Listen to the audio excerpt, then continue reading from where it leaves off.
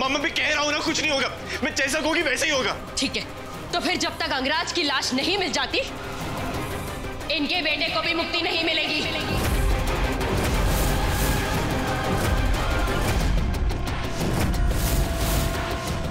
क्या कह रही है? बस करो बच्चों, बस करो।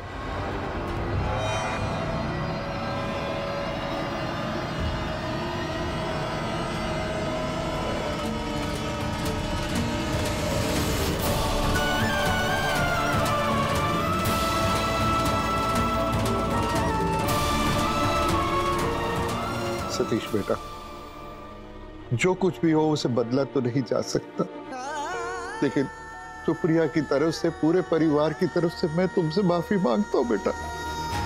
और ये सब कुछ जो भी हो रहा है, ये भी हमारी शालीनता के खिलाफ है बेटा। दादाजी प्लीज माँ और नरेन को समझाइए ना, अंगराज की बॉडी हमने नहीं छिपा कर रखी।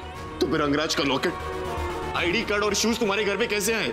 मैं नहीं जानती नरेन, मुझे नहीं पता कि ये सब कुछ कैसे हो रहा है। एनफ पूजा। गुप्ता जी, ऐसा बोल देने से इस मुश्किल का हल नहीं निकलेगा। सुप्रिया की हालत तो देखिए, कल से अन्न का दाना नहीं डाला उसने अपने मुंह में। और गुप्ता जी, आप अगर हमारे साथ कोई खेल खेल रहे हैं तो भगवान के लिए इस वक्त हमें बख्श दीजिए प्लीज। अरे बख्श तो हमें दीजिए आप लोग। 4 दिन पहले आए बेटे से अगर आप लोगों को इतना मोह है तो हमारा सोचिए। हमने तो अपने अनुज को बचपन से इन्हीं हाथों से पाला है। भाभी जी, बेटा तो बेटा होता है और दिन से नहीं, दिल से रिश्ते जुड़ते हैं। माँ, रेचल, रेचल, अंदर चल, अंदर चलो। क्या हो रहा है ये? क्या हो रहा है? क्या इसी दिन के लिए मुझे वापस बुला कर लाए थे? तो फिर क्या करें? आप ही बताइए बाबूजी, हम लोग क्या करें? अपने बेटे के अंतिम दर्शन तक ना करें? लेकिन आपसे भी क्या कहें, आपने तो हमेशा अपनों को गलत और बाहर वालों को ही सही समझा है।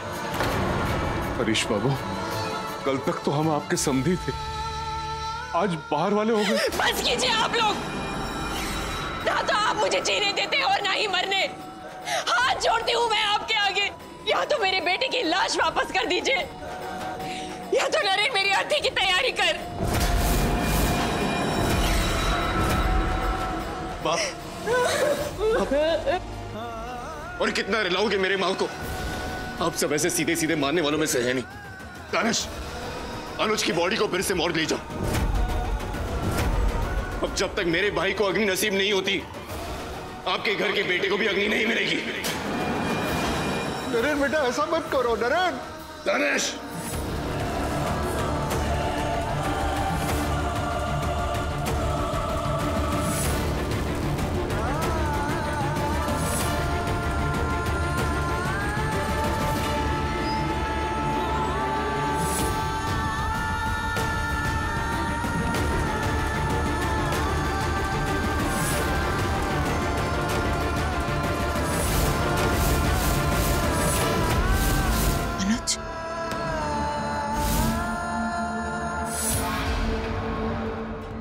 दादाजी, अनुज,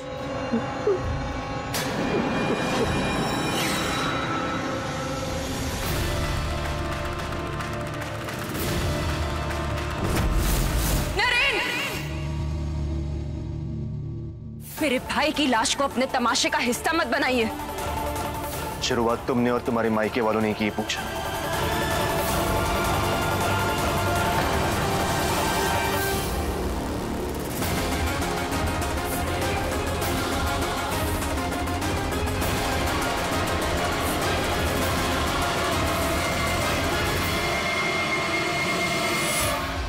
मामा, आप लोग अंदर जाइए, मैं नरेन को उसकी मनमानी नहीं करने दूंगी। नरेन!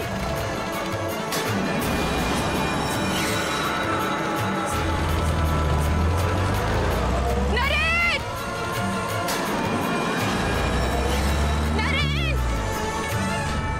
चलो कुसुम।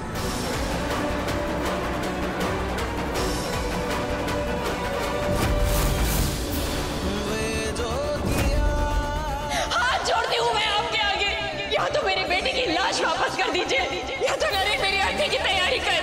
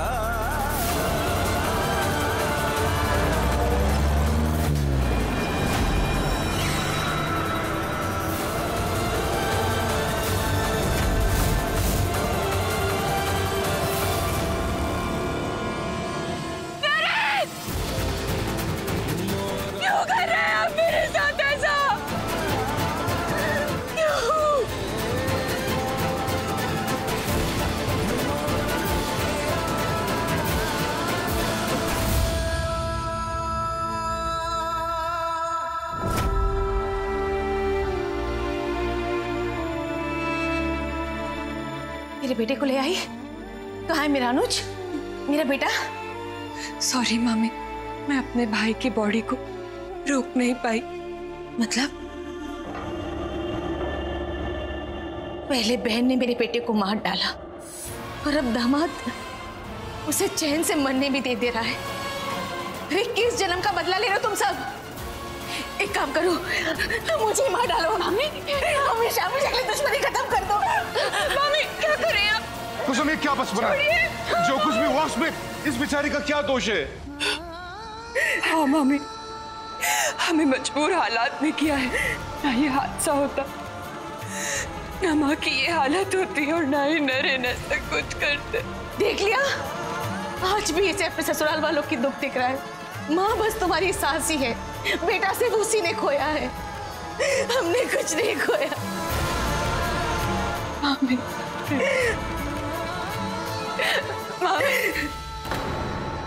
मैं इसे घर से निकालूंगी तो आप इसे फिर से अंदर लेके आएंगे, मुझे पता है।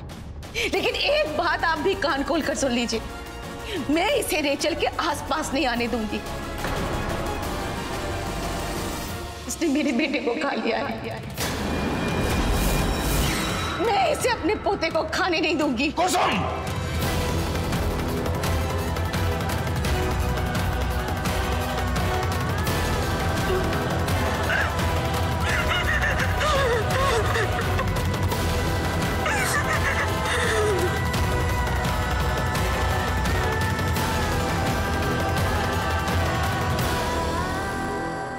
देख ले बेटा, तेरे जाने के बाद क्या क्या हो रहा है।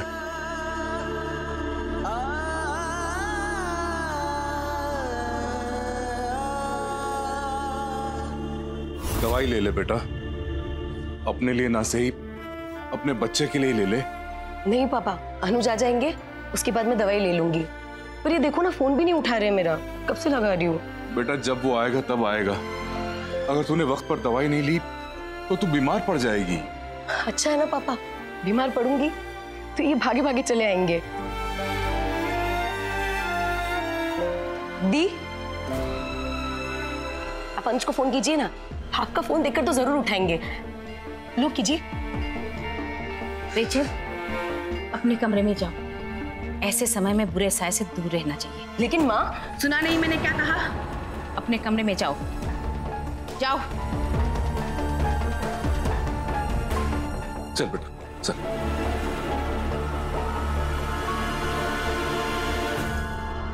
जब तक अनुज के शरीर को दाग नहीं दी जाएगी, रेचल सच नहीं मानेगी। मेरा बेटा अपनी बहन के लिए मरते मरते मर ही गया। उसकी आखिरी निशानी को मत मारो। नहीं मामी, मैं ऐसा नहीं होने दूंगी। मैं अपने भाई की आखिरी निशानी को कुछ नहीं होने दूंगी। याद रखना ये बात पूजा, मेरे बेटे ने अपनी बहन के लिए सब कुछ कुर्बान कर दिया। अपनी मौत में भी तुम्हें जीवन दान दे दिया। अब तुम्हारी बारी है अपनी बहन होने का फर्ज निभाने की। अपने मरे हुए भाई को निराश मत करना।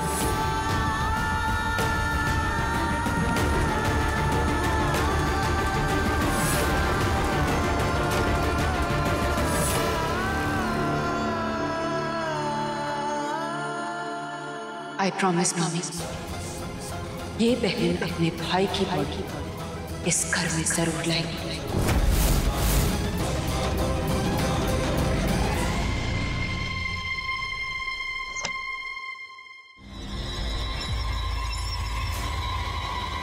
आराम से। क्या फर्क पड़ेगा सर?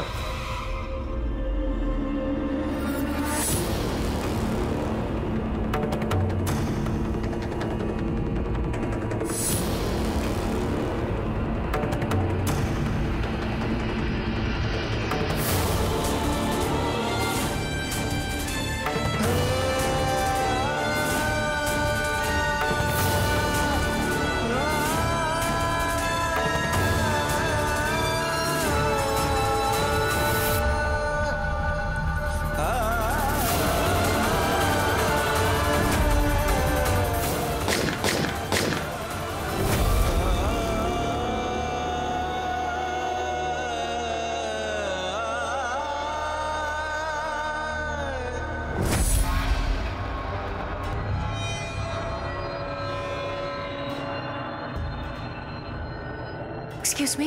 यस, ये हॉस्पिटल इतना खाली क्यों है? क्योंकि मिस्टर व्यास ने इस हॉस्पिटल को कुछ दिनों के लिए सील करवा दिया है। सिस्टर, क्या आप बता सकती हैं कि मेरे भाई अनुज गुप्ता की बॉडी कहाँ रखी है? आप पूजा मैम हो? जी। सॉरी मैम, ऊपर से ऑर्डर है, आप अनुज गुप्ता की बॉडी के आसपास भी नहीं जा सकती। और ये ऑर्डर नरेन व्यास ने दिया है? जी मैम।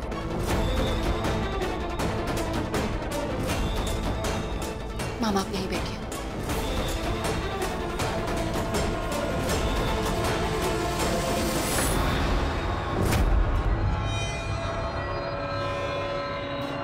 मैडम वहीं रुक जाइए, आप अंदर नहीं जा सकती। नरेन सर ने साफ साफ मना किया है, आप अपने भाई की लाश छू भी नहीं सकती। मैडम प्लीज वहीं रुक जाइए।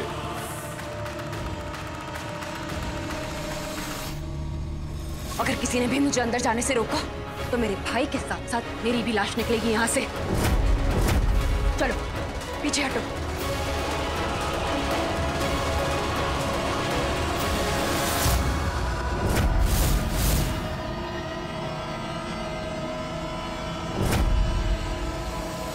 लगता है आप मेरी लाश देखकर ही चैन लेंगे। पीछे हटो, पीछे हटो। अगर कोई भी मेरे पीछे पीछे आया तो बहुत बुरा होगा।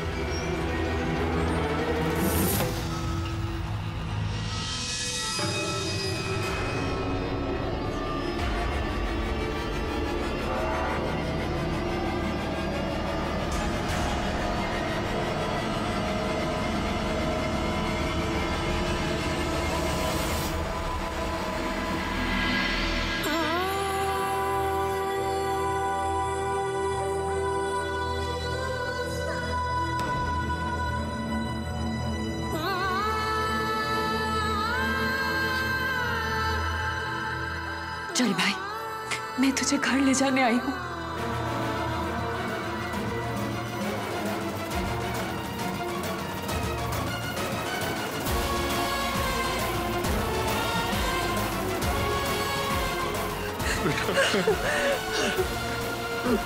चल चल।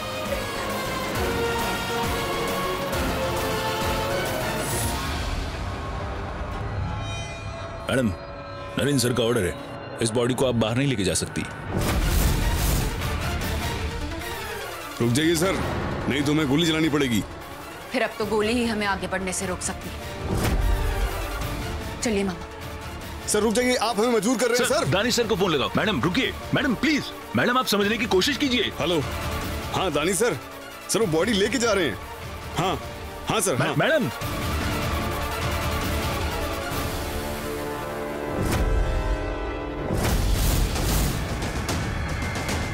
दरवाजा छोड़ दीजिए, नहीं तो मुझे अपने हाथ खून से लाल करने में कोई दर्द नहीं होगा। और टाइम पास हो गया मैडम, अब आप ये बॉडी हॉस्पिटल के बाहर नहीं ले जा सकती।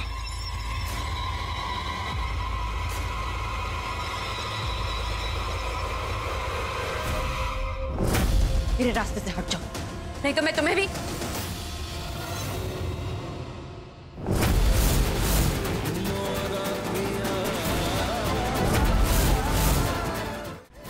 भाई के पीछे अपना दिमाग भी खराब कर दिए।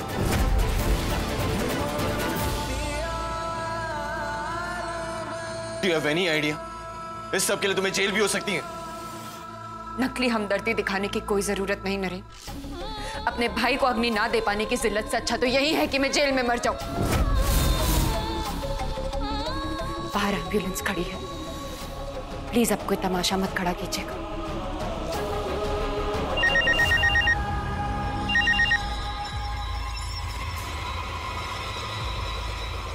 क्या पूजा, बॉडी ले जाने वाली एम्बुलेंस वापस लौट गई है?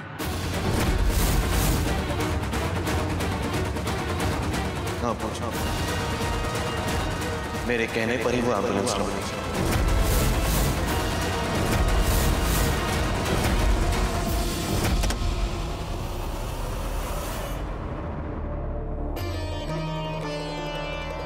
घबराने की कोई जरूरत नहीं बेटा।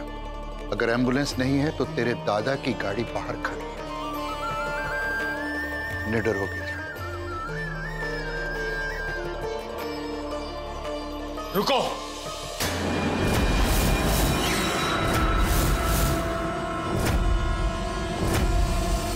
एक कदम भी आगे मत बढ़ाइएगा पूजा। जब तक हमें हमारे बेटे की लाश नहीं मिल जाती, आप भी अपने भाई की लाश यहां से बाहर नहीं ले जा सकते।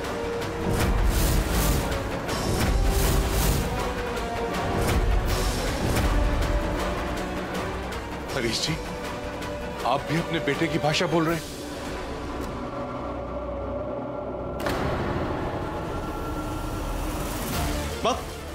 मामा, भाई साहब, अगर आपने मुझे मेरा बेटा नहीं लौटाया तो फिर मेरी मौत का कलंक भी आपके माथे ही लगेगा। नहीं माँ, प्लीज ऐसा कुछ मत कीजिएगा जिससे आपकी बहू जिंदगी भर अफसोस करती रह जाए। अगर सच में बहू का फर्ज पता होता ना तो अपनी सास को इतना दुख नहीं देती। सुप्रिया बहू, बार बार अपने आप को क्यों तकलीफ देती हो बेटा? तुम तो इतनी समझदार हो, ऐसी जिद तुम्हें शोभा नहीं देती। नहीं देती है तो ना सही बाबूजी, लेकिन अपने बेटे का अंतिम दर्शन पाने के लिए मैं कुछ भी करने को तैयार हूँ। आप गन छोड़िए, गन छोड़िए आप। मैं हूं ना, करो मैं बात। हम सच कह रहे हैं, हम नहीं जानते हैं कि अग्राज की बॉडी कहाँ है। रियली? अगर ऐसा है तो तुम्हारे मामा नदी किनारे उस बाबा से मिलने क्यों गए थे?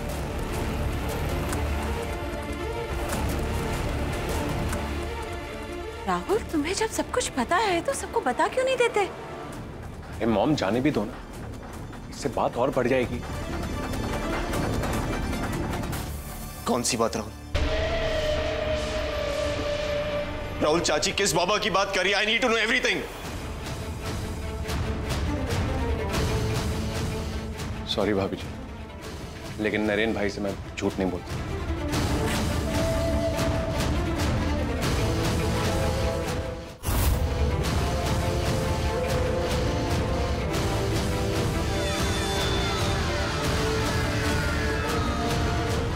भाई, ये वही बाबा हैं जो नदी के उस पार रहते, और इनसे मामा जी कई बार मिलने आते। इनफैक्ट भाभी जी के बर्थडे वाले दिन भी मामा जी इनसे मिलने आए। नरेन बाबू, ये कोई बाबा नहीं है, ये तो एक वैद्य है। मैं इनसे रेचल के बच्चे के सिलसिले में मिला था। क्यों झूठ बोल रहे हैं साहब? मेरी तो नदी के किनारे एक छोटी सी कुटिया है जहां मैं रात में फंसे हुए यात्रियों को पनाह देता हूं। और ये डॉक्टरी और हकीमी के बारे में तो मुझे रत्ती भर भी नहीं मालूम। क्यों झूठ बोल रहे हैं आप? मैं तो आपसे आयुर्वेदिक दवाइयों के लिए मिला था। माफ कीजिएगा, मैं तो आपसे 2 दिन पहले पहली बार मिला, वो भी दवा के लिए नहीं, बल्कि आप किसी लाश के बारे में पूछ रहे थे मुझसे।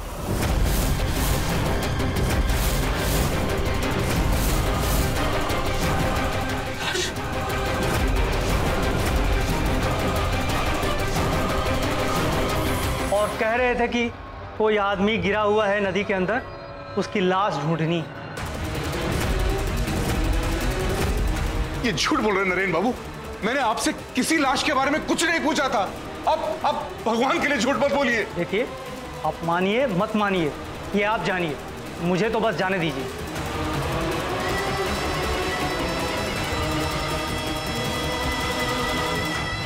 बाबा जी, जैसा रट्टा लगवाया, एक एक शब्द वैसा ही बोल।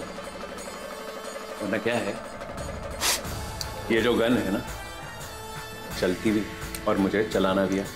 समझे बाबा जी?